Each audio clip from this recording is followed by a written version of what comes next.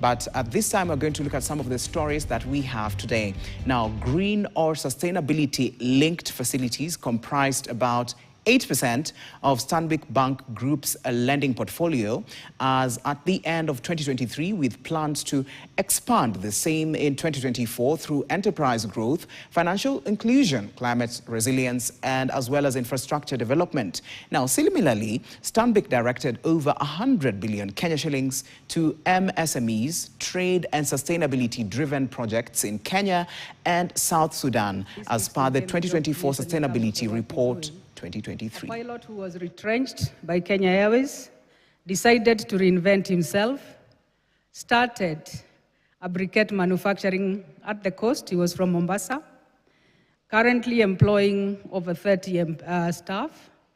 We gave him a small injection in partnership with USADF here. And what he has done, he's now producing, and this speaks to now the environment and the sustainability, briquettes using coconut husks. He's supplying this to the hotels in Mombasa. The problem we have, it is not availability of finance. The problem we have is sometimes not even the access to these funds. The problem we have is on origination and structuring of projects which are bankable. Priorities that we focus on as a bank and as a foundation, the first one being enterprise development and job creation. You see we have 14 grantees today with USADF, a total of $700,000 for the different businesses in the grassroots of our economy. If you assume each of them is hiring between 20 and 30 people, you can see the jobs that we are creating.